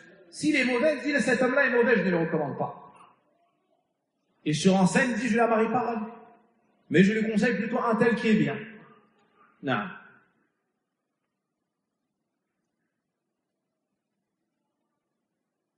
Donc ça, c'est une question qui est très souvent posée. Il faut retenir cela. La femme, retenez qu'elle ne peut être elle-même son wali. Et elle ne peut être le wali d'une autre femme. Elle ne peut pas être son propre wali. Et elle ne peut être le wali d'une autre femme.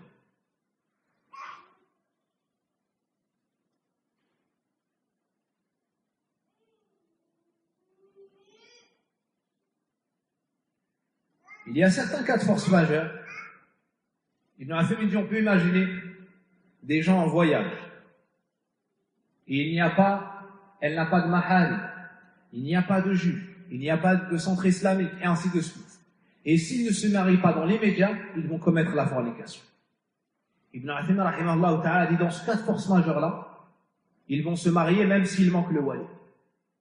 Ils vont se marier, car c'est moins pire que de commettre la fornication. À ce moment-là, ils vont se marier ainsi, avec les témoins, et il n'y aura pas eu de réel wali. Ou peut-être même il n'y a personne. Puis les savants à ce moment-là ont divergé. Est-ce que c'est lui qui va la marier à lui ou est-ce que c'est elle qui va se marier à lui? Naam. Quoi qu'il en soit, il y a des cas extrêmes. Et sachez que cela est l'avis de l'imam Abu Hanifa, rahimahullah ta'ala, même si les savants disent que, en temps normal, ça n'est pas l'avis qui est juste, car il n'est pas en adéquation avec les textes. La femme, elle ne peut pas se marier, yani déroger à l'approbation du wali, et se marier de elle-même comme cela, sans l'approbation du père. Dans ce cas-là, le mariage n'est pas valable. Mais Ibn Uthaymin dit, dans des cas de force majeure, dans des cas extrêmement rares, alors ça aura lieu ainsi. Un point qui est très important, c'est Tartibu al-Awliya. Quel est l'ordre à respecter? Qui est le premier? C'est le père. D'accord? C'est le père. C'est le père qui est plus en droit de marier sa fille. En deuxième, c'est qui? Comment? Le grand-père? Non. L'oncle? Non. Le grand-père paternel? Non.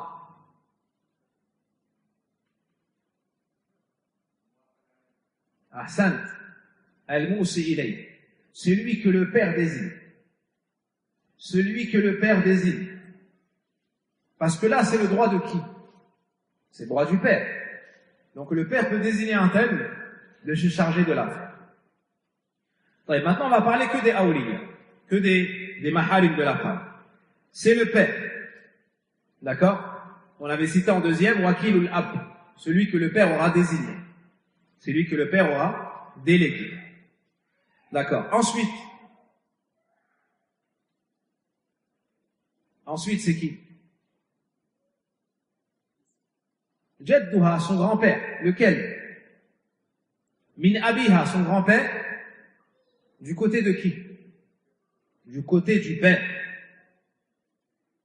Wa in ala. Même si ça saute le grand-père, le premier grand-père. Qu'est-ce que ça veut dire, cette parole des savants?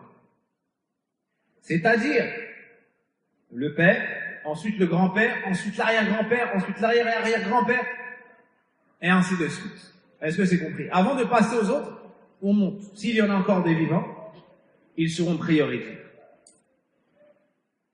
Ensuite, c'est qui? On a cité le père et le grand-père, du côté du père. Ensuite, c'est qui? Le fils de qui? Ahsant. Thumma ibnuha, le fils de la femme. Par exemple, si elle a un fils de 6 ans, n'est-ce pas qu'il est plus en droit de la marier? Vous êtes d'accord ou pas? Elle est divorcée ou bien elle est veuve, et elle a un fils de 6 ans.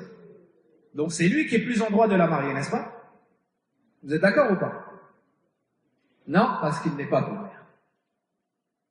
Non, parce qu'il n'est pas ton père. Donc, son fils. Ensuite, qui est plus en droit? Ensuite, les enfants de qui? Les fils plutôt de qui? De son père. D'accord, il y en a plusieurs. Donc lequel sera plus en droit? J'ai oublié. Quand on dit ses enfants, ou bien ses fils, wa in nazal, c'est-à-dire son fils, son petit-fils, son arrière-petit-fils, et ainsi de suite. Quand on dit le père, c'est le père, grand-père, ainsi de suite. Quand on dit fils, fils, petit-fils, et ainsi de suite. On peut supposer. Chez ceux qui se marient. Ensuite, c'est qui? Soyez précis. Ensuite, qui est-ce? Après les fils de la femme, ses petits-fils et ses arrière-petits-fils, qui est plus en droit? Ses frères? Soyez précis. Un frère, c'est vaste.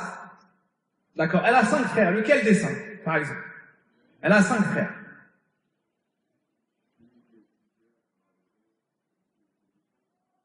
Qui remplit les conditions. Les 5 remplissent les conditions. Celle que elle aura choisie? Non. Son frère germain. Akhuha al-shaqiq. C'est son frère de même père et de même mère. Vous avez compris?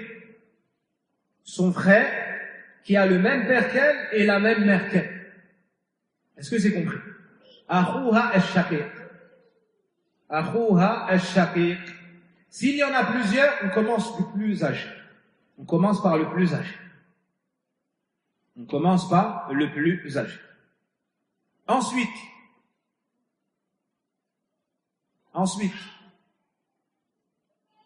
pour gagner du temps, je vais les mentionner. Thumma akhuha min abiha, faqat. Ensuite, c'est son père, son frère qui a le même père qu'elle, mais pas la même mère. Ensuite, c'est son frère qui a le même père qu'elle, mais pas la même mère. Ensuite,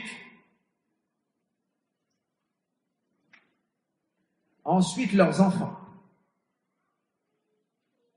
Ensuite, les fils de ses frères. Est-ce que c'est compris? Les fils de ses frères, c'est qui pour elle? Comment? Ses neveux. Les fils de son frère, de même père et même mère. Ensuite, fils de son frère, de même père et pas de même mère. Et s'il y en a plusieurs, on commence toujours du plus âgé.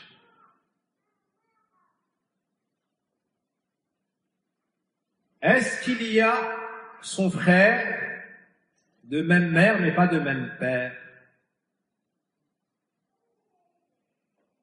Ces frères ne sortent pas de 3 catégories, n'est-ce pas? Soit c'est l'ikhwa al-ashiqa, soit c'est son frère même père même mère, soit c'est son frère même père pas même mère, soit c'est son frère même mère pas même père. On est d'accord sur ça ou pas? Il y a ces trois cas. On a cité même père même mère, on a cité même père, d'accord. Est-ce qu'on cite même mère? Ah, sainte, non. Pourquoi? Parce que le wali est forcément du côté de qui? On a dit du père. Forcément du côté du père. Après ça, c'est qui?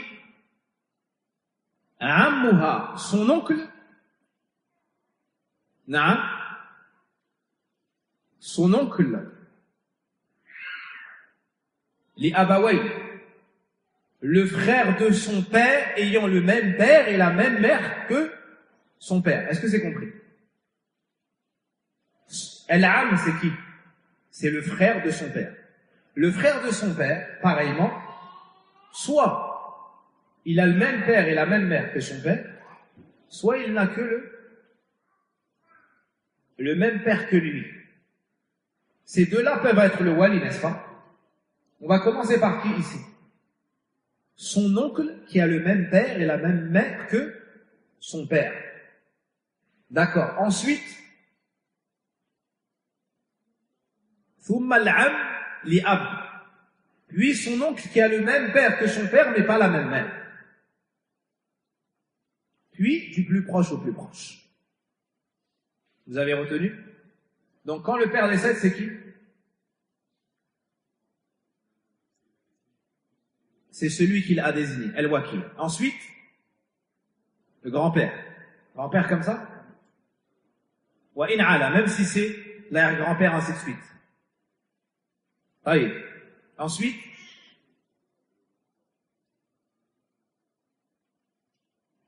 on a dit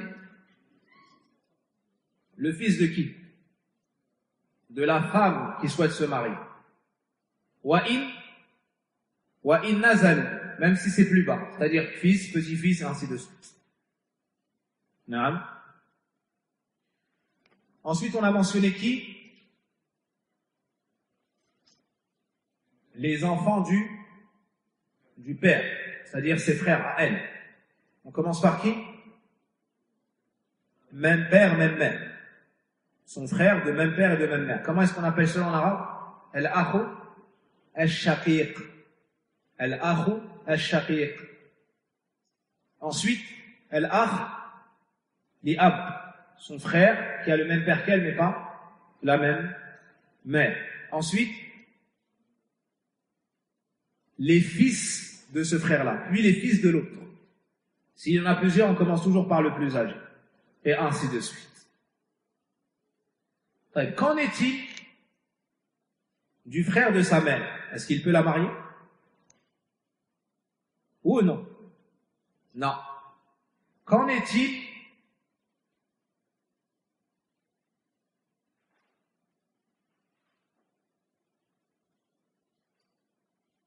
du fils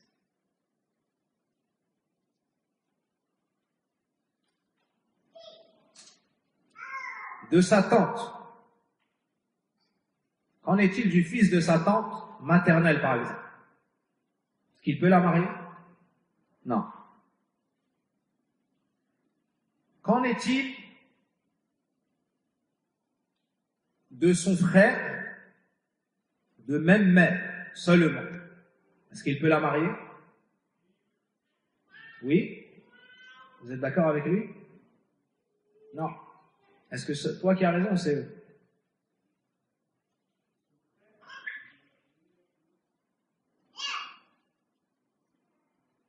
C'est possible. Donc ils ont tous tort et toi tu as raison. Ça c'est possible, hein? Parce que le nombre n'est pas gage de vérité. Mais est-ce que c'est ce qu'on a étudié? Donc du côté de la mère, ils peuvent être les responsables. C'est ce que tu viens de dire pourtant. Tu t'es trompé? Tu te corriges, ils ont raison et tu as tort. Jazakallah khayran. C'est une noblesse de reconnaître sa faute et de dire j'ai tort. Mais il faut s'entraîner. Parce que la fitna peut arriver et tu peux être dans une situation où tu n'arrives même plus à dire je me suis trompé. Comme si on sous-entendait qu'on était donc des quoi? Des anges, des prophètes. Or que nous sommes que nous. Wallahu musta'an.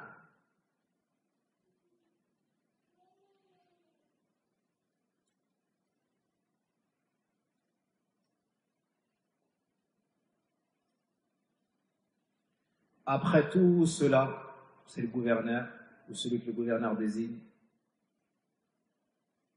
Ça peut être le juge islamique, et ainsi de suite. Et on a expliqué, dans notre cas, comment est-ce que ça a lieu. On passe à une autre question religieuse, dans le cas où, et on s'arrêtera sur cela, où le père empêche sa fille de se marier injustement. Sans raison valable, il l'empêche de se marier. Par exemple, elle est employée, il veut bénéficier de son salaire. Ou il ne veut pas rester seul chez lui. D'accord? Que se passe-t-il dans ce cas? Un homme demande en mariage la femme, ou la jeune fille, ou la plus toute jeune, et il a une bonne religion, un bon comportement. Il a les moyens, mais le wali refuse. La femme patiente, 3 mois après un autre, il refuse. Et ainsi de suite. Il refuse tous les prétendants et l'empêche de se marier. Il s'avère qu'il l'empêche de se marier. Dans ce cas-là, le père est convoqué et conseillé. S'il ne se corrige pas, à ce moment-là, la responsabilité lui est retirée parce qu'il n'a pas honoré ce pour qu'on lui avait mis dans la main. Et elle passe à qui? Au plus proche pas, au grand-père. Et ainsi de suite. Si lui aussi, alors elle passe au suivant. Et ainsi de suite. S'il n'en reste plus, alors c'est le responsable des musulmans qui l'a marqué. C'est le responsable des musulmans qui l'a marqué. Ibn Uthaymin dit le grand problème qu'il y a dans ce sujet-là, c'est la lâcheté des responsables. Je me permets de le dire car c'est lui qui l'a dit, rahimahullah. La lâcheté. L'un d'eux dit, je ne peux pas, sinon je vais entrer en conflit avec un tel, je ne peux pas tant qu'il est vivant, je ne peux pas. Même s'il est injuste et qu'il reconnaît qu'il est injuste. Lui ne prend pas la responsabilité. Ils ont peur de la fitna. À ce moment-là, c'est le juge qui doit la marier. À ce moment-là, c'est le juge qui doit la marier.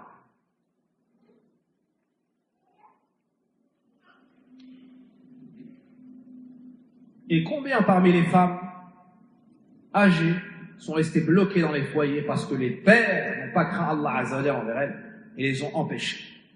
Ibn Uthaymin raconte une histoire, l'histoire d'une femme vers laquelle les hommes penchaient pour le mariage, la demande en mariage et ainsi de suite.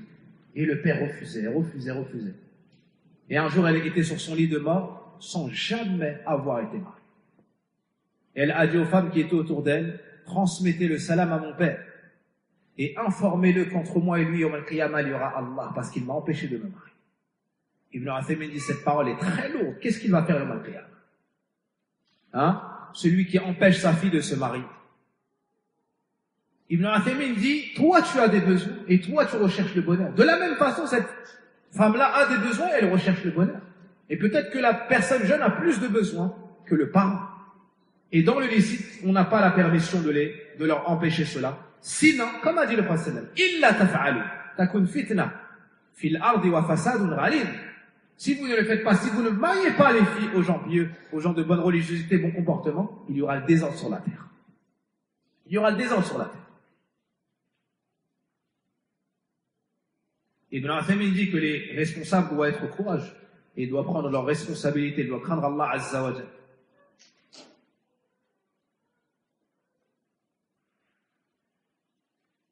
Et il dit que beaucoup pensent aux besoins du ventre, mais ils oublient le besoin de la partie. Et il se peut que ce besoin-là soit plus important chez certaines personnes. Donc si on ne les marie pas, forcément ils tomberont dans des péchés graves ici.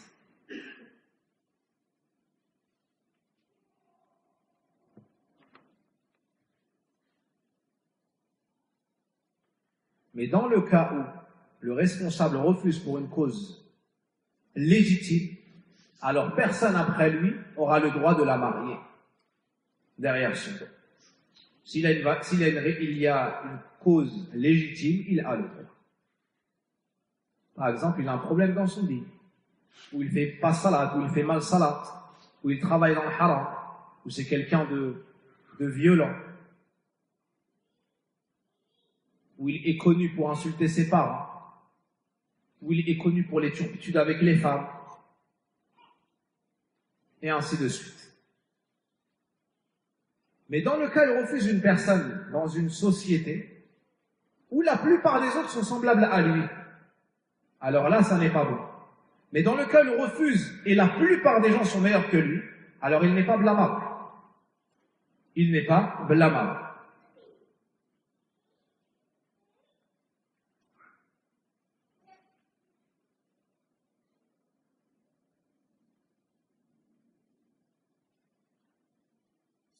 On s'arrête sur cela.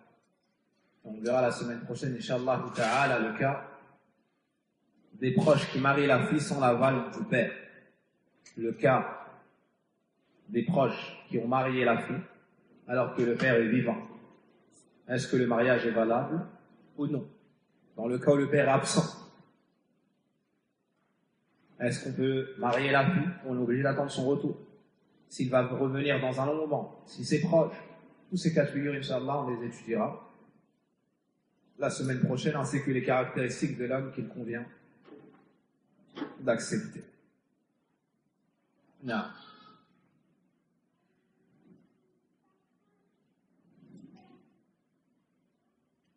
والله أعلم وصلى اللهم وبارك على نبينا محمد وعلى آله وصحبه أجمعين سبحانك اللهم وبحمدك أشهد أن لا إله إلا أنت أستغفرك وأتوب إليك.